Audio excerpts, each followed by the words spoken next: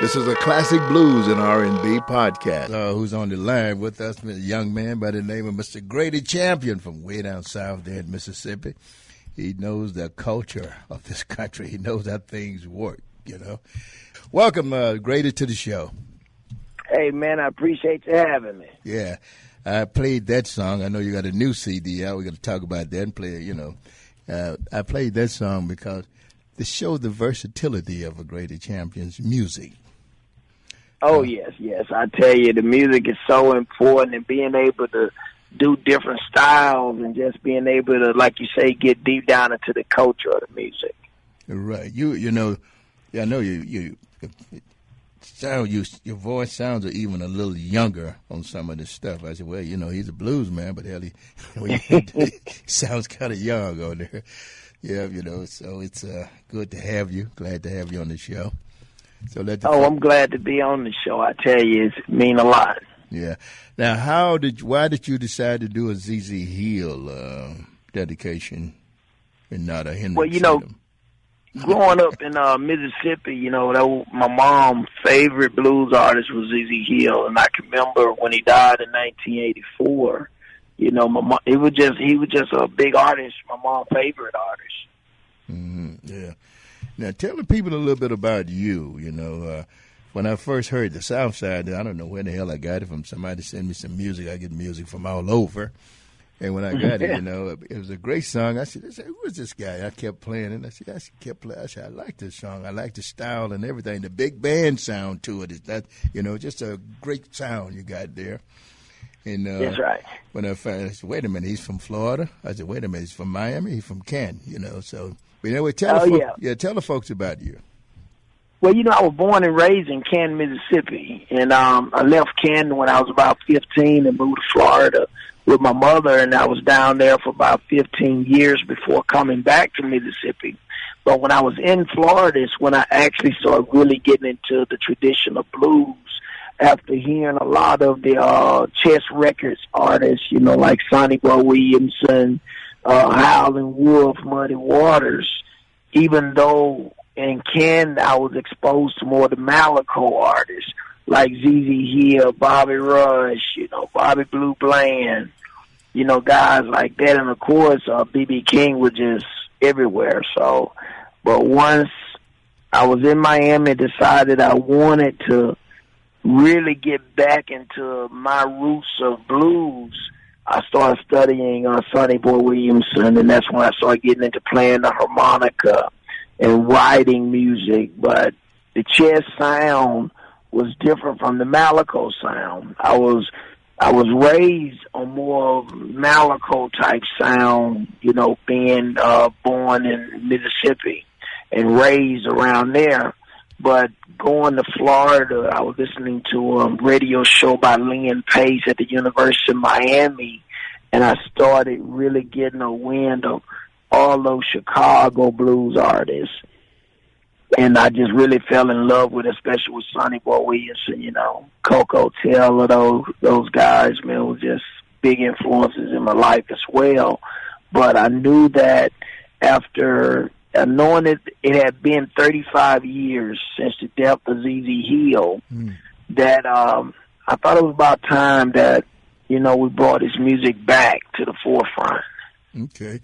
Yeah, and we do have a couple of cuts we're going to play from that, too, you know. Now, the one I just played, now, where did the South Side, did that come from your one-of-a-kind CD? Yeah, one-of-a-kind. No, Southside actually came from Bootleg Whiskey. Oh, yeah, there you go, Bootleg Whiskey, yeah. How many CDs have you got out? Yeah. You know, I done recorded 11 CDs now. Okay, yeah. Yeah, Bootleg Whiskey, you're absolutely right, which was a good CD, too. They're good CDs, you know. Well, you know, I enjoy doing, you know, just different styles of blues, you know, because it's all about the soul. Blues is something that got to be in your soul to do it the right way. You got to feel it. I agree with that. You got to feel it. I don't care how good you play. If you don't feel it, it ain't there, you know. It ain't there. It ain't the blues. Mm-hmm, yeah. So now you in town for the Chicago Blues Festival or what? Oh, yeah, man. We had a ball. I played there Friday at 3 o'clock, and the audience was unbelievable, man. I tell you, I done played this festival about 4 times now, and just each time it was just always a unique experience for me. That's good. That's good. Okay, I tell you what we're going to do. We're going to come back and let you do a little bit more chatter with us. Yeah, because it's 1:45. Unless you want to talk right now, you can. If you got more you wish to say, you can say it. Tell us more about you. Well, it's just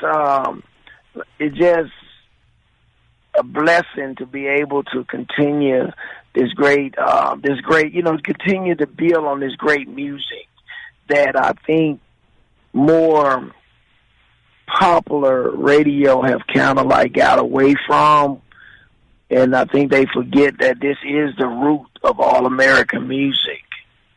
And with guys like yourself continuing to push it, I think with a younger generation of blues artists coming through now, with some of the older guys that moved on, I just think that it's time that the blues gonna start making another move. I found quite a few. I say some young guys out there in their 20s out there doing well.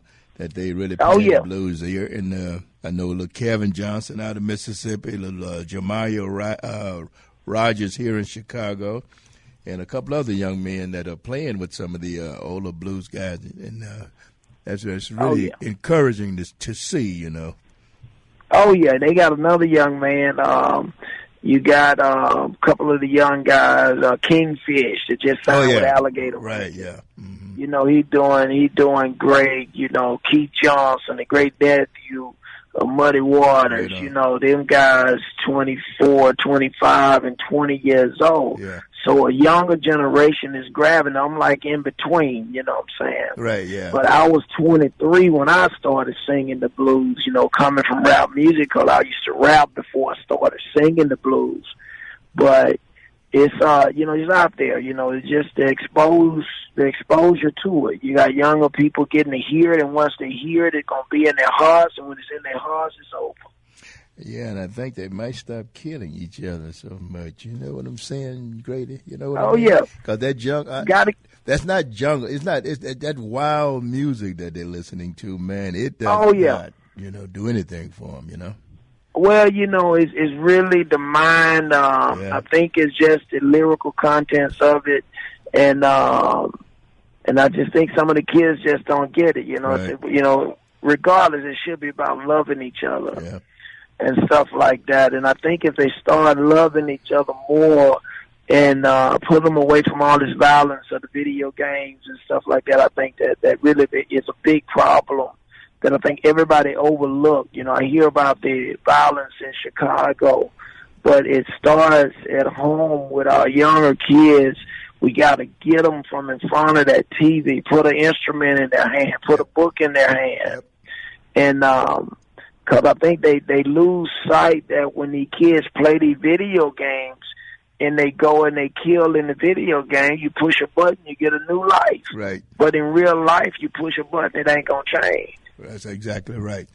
All right, we're going to play a song here from my man Grady Champion here. You're listening to classic blues and R&B. Somebody else is stepping in, somebody else is stepping out, and I'm trying to stay right there on classic blues and R&B on WVON 1690 AM. There you heard our studio guest, our interview here, our guest on the live line here, Mr. Grady Champion, and somebody is stepping in. You also heard another Mississippi boy, Theodore Ely, snapping turtle, whatever that is. I don't know what the hell that is. You know what that is, Grady? Oh, we know about them snapping turtles. Mama's always told us that you reach down and grab them turtles, you better watch your thing. Yeah, if I get bit. Yeah. Yeah, so now you see, now you're doing it again with, like I said, with the big band sound, man. It's good stuff, Grady. Oh, appreciate it. I love that sound, man, and then being able to record it in legendary Malaco Records. It was just a blessing, and especially when we did Bootleg Whiskey. We worked with Harrison Calloway. One of the original, horn arrangers for Malaco. So he kind of got us on to using that big sound with the horns and everything. Yeah, that sounds good too, man. Didn't mean for you to catch that sermon, man, but you got to pay for that sermon. I'm passing the bucket in a minute. Hey, look here, I'm right there with you now. Yeah. Go pass the bucket. I want you to put some money in there. I want some soft cash going in there, okay? I got you. Yeah, I won't know. Let me know. Yeah, that's right. I don't want the 8th grade. You know what? That's go to church. You know, that's what the preacher tell you. Say, I want some soft offerings. Some soft offerings. We gotta believe it. That we gonna pass it around. Yeah, they don't want nothing hard. They want the only thing they want hard is if it's some Susan B. Anthony's or Bow Dollars. You don't know nothing about Bow Dollars. You're too young for that. You know. Yeah. Did you graduate from Canton High, or did you graduate from high school there, or did you graduate in Miami? No, I graduated Canton High. I went to Miami my 11th grade year, so I went to Miami Edison my 11th grade year, then came back to Canton and graduated Canton High.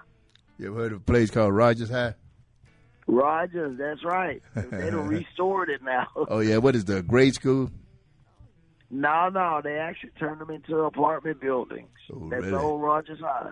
Yeah, you got to be kidding me. That was one of my teacher's husbands. It was named after her. I'm from Brinkley. I graduated from Brinkley and Jackson, which is. Oh, but you came from Jackson, Brinkley. Yeah, I'm Jackson, Mississippi boy. Jackson, Mississippi in the house. That's Mississippi right. boy on top of this thing. That's right. That's exactly right. That's why when I know when it's real or not, I know when you're faking the funk. That's right. Brinkley. Yeah, when you're drinking it, when you're faking the funk may smack you down, man. People don't realize smack you down. Gotta keep it real. That's true. You got to do that, you know. Mm-hmm. All right, where you heading when you leave here, Grady? Well, we're going back to Mississippi tomorrow, and doing a lot of promotion. I got a couple more things I'm doing recording wise. So we're really doing a big promotional campaign, setting everything up for later on in the fall, and then coming the beginning of next year. Mm-hmm.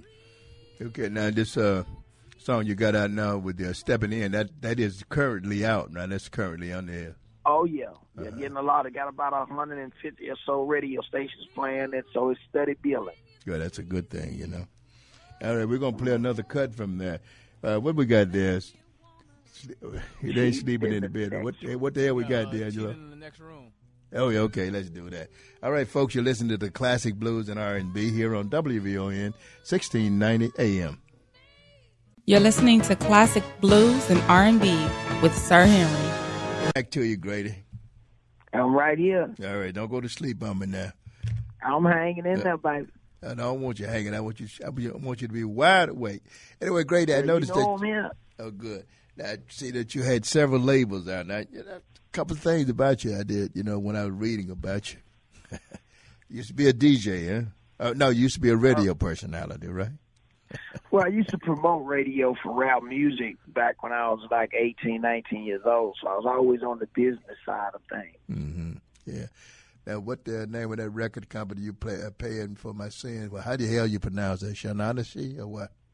No, Shiny Key. Shiny Key, that was a label out of New York City. Okay. And you work Earwig, whoever the devil they are. Well, Earwig is out of Chicago. They did some distribution on one of my records. Mm-hmm. And Grady Shady, who in the devil is that? That's me, baby. Grady Shady Music in the house. Yeah, that's good, Grady Shady. Well, I saw that you were a boxer too. Were you a boxer? Yeah. I used to box. I got into like the boxing early on, and then later on I got into martial arts. But you found that you didn't want your pretty face messed up by boxing. Well, I tell them I didn't want to make a living when I had to go and kind of straighten that nose up in the morning. That's exactly right, Hey, tell us about your song that we just played, Heels and Hips. Tell us about it. Heels and hips, baby. I tell you something. When you go hang out in them clubs, you see them little pretty girls come with them tight jeans on, with them heels, and you look a little further, they got the hips going right along with it. Oh, yeah, that's true. And what CD was that from? The Heels and Hips was from the One of a Kind. The One of a Kind, right on, right, yeah. And I know, now you play harmonica, too. You like doing that, right? You enjoy that, huh? Yeah, harmonica, guitar. I got into guitar a little bit after the harmonica, but the harmonica been my main instrument. And, it's been a pleasure. People really enjoy my style of harmonica playing. Mm-hmm. Yeah. Well, when you talk about Sonny Boy Williamson and folks like that, you know, yeah, you're Tall Cotton, you know that, right? Oh, yeah. Yeah. I see, I was reading somewhere when one of your songs was Etta James did one of your songs, I think. Oh, yeah, that's the one that won the Grammy in 2003. I co-wrote the song with Kevin Bowe out of Minnesota. And Etta James recorded this song called Trust Yourself. Mm-hmm. Yeah. She's one of the great artists that we've had the pleasure of listening to across the years. You know, she was. I was a big fan of Etta James. Yeah, so am I. You know. Now, Grady, now. Chance Rick. I would ask you this question. Yeah, go right on. I'm sorry. What were you saying? I was saying is out there, Etta James out of that chess. You know, them chess artists, man. Oh yeah, Chicago. Definitely. Yeah.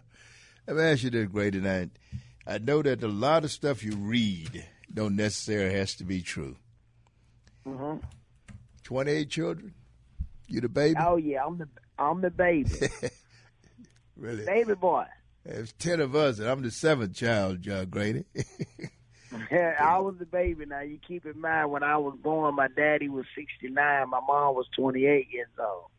Oh, so you had, wait a minute. Was this by one wife or 2 women? I mean, more than one woman. 2 wives. Huh? 2 wives. Okay. 2 wives. Yeah. 28 children. Okay, I got that. That makes sense. 28. Mm-hmm. I know some more folks from up around Camden and around that place. They got that. Y'all had some big children. A lot of big families out there, man. I know you were farmers, but no, you didn't need that many children. Oh, yeah, but you didn't have nothing to do. You know, you didn't have no TV, so you get through work, and I guess you're just trying to play a little bit. Yeah, bring me my supper, woman. She bring the supper. Yeah. And the next thing you know, let's go in there and lay down while these chillers in there sleep. That's right. Yeah, man. Do you doing the farming today? Well, you know, I don't get into too much of that. I'm a outdoors man. You know, when I'm not playing and touring, I like to be in the woods or sitting on a palm bank. Mm-hmm. Now, you still live in Canton, right? Still live in Canton, just a little old country boy. Yeah, nothing wrong with that, hell. You know, I always tell the story that I read, when I read about John Primer, they say he was from Camden, Minnesota, right? I said, no, Camden, Mississippi, right up the street from me. That's what I said. I said, I know what Camden is. My sister-in-law is from Camden. I said, and later on, it was correction was, you know, he's from Camden, Mississippi. I said, yeah. I said, that's the big Camden that I know most blues guys would come from. Where I am now. Huh? Yeah, John Primer right up the street from where I am now. Yeah. Okay, yeah. See, yeah, John he's a good musician as well. I like his music. Oh man, great guitarist. Yeah. I like his singing style too. You know. Sometimes folks may think you have to have a Nat King Cole or Johnny Mathis voice, but no, Lord, you know, just put your spirit, your feeling into it. You know. Oh yeah, you know that's the uniqueness. I was telling you, you got a lot of unique singers.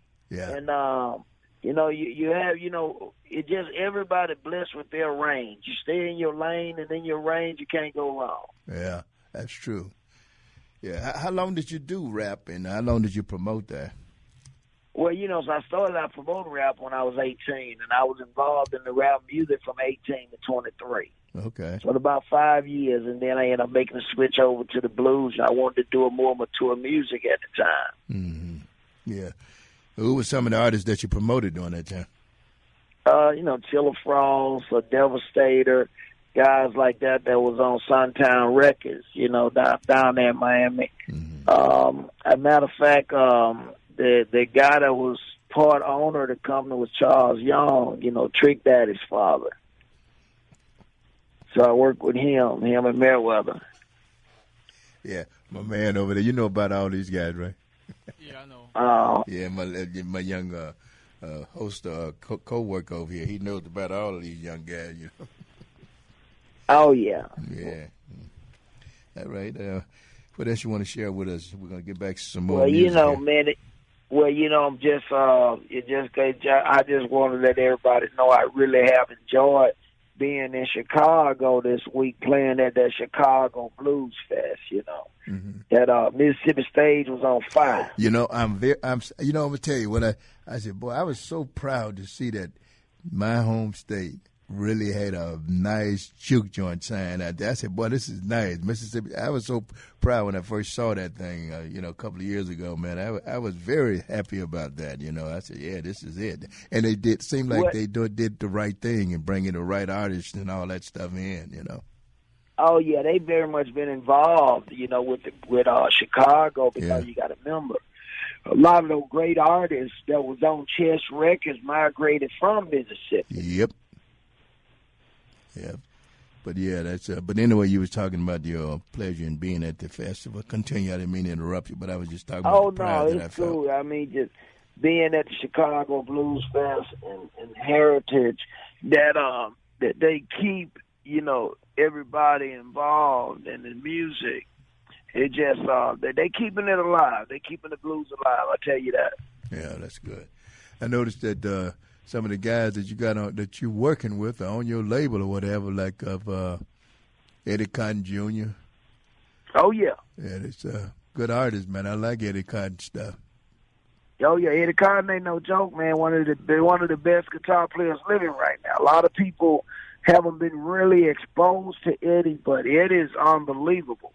Yeah, he was on my show when he was last year. I think he came up for the Blues Fest. He was came into the studio here with us. Not like you. No, just kidding. No, but he came into the studio. We had a nice time with him too. He and Carlos. He's a character. Yeah, him and Carlos. Yeah, he and Carlos. Now, do you guys play together? Or y'all just produce one another, or whatever?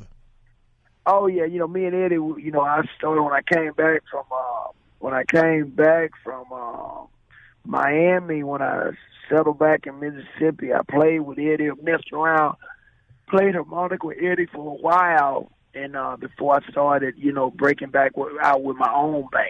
Mm-hmm. Now, the D-Champ, that's your record company or your label or what? Yeah, that's my record label. We have Malaco to distribute some of our work, but we believe in finding young artists, producing them with that sound that we're kind of like starting to put a staple on that old Mississippi sound coming out of there right about now. Yeah, it's a good thing. I see you got J.J. Timms on there and all that. Huh? Who else you got on there? Oh, yeah. Who all you have on there? I just signed Henry Rose. He's been a legend around Jackson, Mississippi, but never really recorded, a record. So we got a new record going to be coming out on him and Eddie Cotton in the next couple of months. That's good. Sounds good. Yep. Well, I want to thank you very much. Unless you got to stick around or you want to talk some more, hey, you want to talk, I'm here to do it. I'm going to play some more of your music here. Whatever you want to do. If you are ready to get you some sleep, you can do that too. Oh, yeah. I think I'm going to go ahead and close the eyes a little bit. We've been up in there doing a lot of traveling and promote. We do some of that old street promotion. Okay. All right. Go on. I said sometimes you got to get out there and you got to kind of bang that pavement real good. You got to, pound on that pavement real good. You know the song, Rhinestone, what the name of that thing? Living in L.A., Rhinestone Cowboy, I think it was, with Glenn Campbell say, got to beating folks and all that stuff all the time, yeah. Yeah. Okay, well, I want to thank you, man. All right, you guys I'm sorry. I appreciate you having us, you know what I'm saying? Glad to have you on, too. Appreciate it. Hey, thank you again, and I might make sure you get that full-length CD because it ain't no joke. All right. How can folks follow you or keep in touch with you and all that? Facebook, our website, social media is always the big thing. What's your website? www.GradyChampion.com. Facebook, you Google Grady Champion on YouTube. We have a YouTube channel. So, social media numbers are always important. There's always a mean of keeping up with where we're at and what we're doing. Okay, that's good. Where you coming from? Did you come out were you on tour before you came to the Blues Fest?